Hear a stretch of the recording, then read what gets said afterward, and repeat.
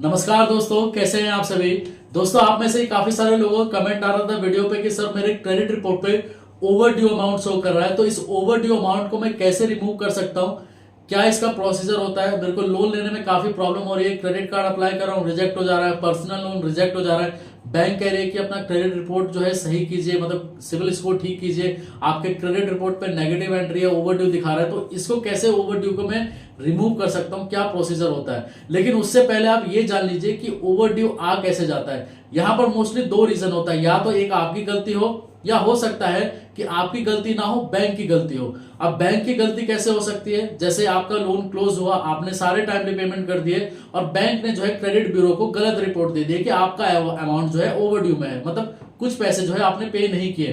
तो इस केस में आपको क्या करना है, कोई डिस्प्यूट रेज नहीं करना। आपको पता चल गया कि आपका जो है ओवरड्यू जो भी लोन आपका क्लोज हुआ, चाहे एसबीआई से क्लोज हुआ, चाहे एचडीएफसी से क्लोज हुआ, तो डायरेक्टली आप बैंक से बात कीजिए, मेल कीजिए कि मेरा लोन अकाउंट नंबर ये था और जिसके वजह से जो है मैंने सारे टाइमली पेमेंट कर दिया और ओवरड्यू अमाउंट शो कर रहा है इस लोन नंबर पे, तो आप इसको प्लीज क्लियर कीजिए। मेरे तरफ से सारी पेमेंट जा चुकी है और एनओसी भी मेरे पास आ गया है। तो 14 से 15 दिन का टाइम लगता है, वो ऑटोमेटिकली बैंक जो है आपके क्रेडिट ब्यूरो से बात करके वो रिमूव कर देगा। आपको कुछ भी नहीं करना है, कोई डिस्प्यूट वगैरह नहीं रेज करना है। दूसरी, जहां पर आपने गलती की, कहने का मतलब यह है कि 6 महीने की ईएमआई थी और आपने क्या करा कि एक ईएमआई आपकी गलती से बाउंस हो गई। बाउंस होने के चक्कर में 500 रुपीज या 600 रुपीज या 700 रुपीज का चार्ज लगा दिया बैंक ने।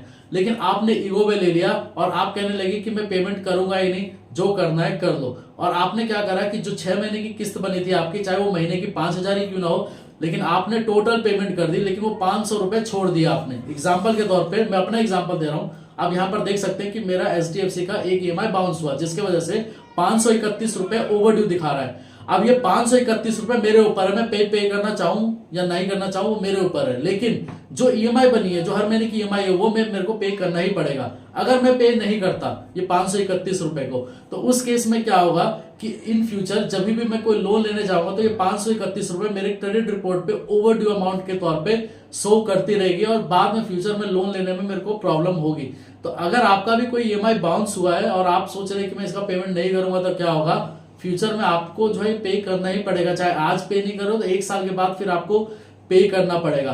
काफी बार ऐसा होता है, काफी लोग कोई फोन परचेज करते हैं, कोई भी फोन लिया या कोई भी इलेक्ट्रॉनिक आइटम लिया, फोन परचेज किया, फोन चोरी हो गया। फोन चोरी हो गया तो कहते हैं कि मैं ईएमआई भरूंगा ही नहीं। तो अगर आप ईएमआई नहीं भरते हैं, चाहे 6 महीने नहीं भरा, साल भर नहीं भरा, और आप सोचते हैं कि क्या हो जाएगा मेरा, तो कुछ भी नहीं होगा। आपका क्रेडिट रिपोर्ट खराब कर दिया जाएगा। जो भी आपका आउटस्टैंडिंग बचा था उसको जो है उठा के वो ओवरड्यू अमाउंट में डाल देंगे, जिससे क्या होगा कि आपको फ्यूचर में लोन लेने में प्रॉब्लम होगी। तो अगर आपकी गलती है तो सिंपली जो है आप पे कर दीजिए, जिस भी एनडीएफसी का हो चाहे किसी भी बैंक का हो। पे कर देने के बाद आप डायरेक्टली मेल कीजिए या कस्टमर केयर से बात करके आप ये बताइए कि इस लोन अकाउंट नंबर का, मतलब लोन अकाउंट नंबर का ये मैंने पेमेंट पूरा कर दिया है, मेरे क्रेडिट ब्यूरो से जो है इसको क्लियर कराइए ओवरड्यू को। बस इतना ही आपको मेल करना है। 14 से 15 दिन के बाद अपना क्रेडिट रिपोर्ट चेक करना, 110% जो है वो आपका रिमूव हो चुका होगा। इसके अलावा अगर आपको कोई डाउट होता है दोस्तों, तो वीडियो के नीचे कमेंट जरूर करना, मैं 110% रिप्लाई जरूर दूंगा। ठीक है दोस्तों, धन्यवाद।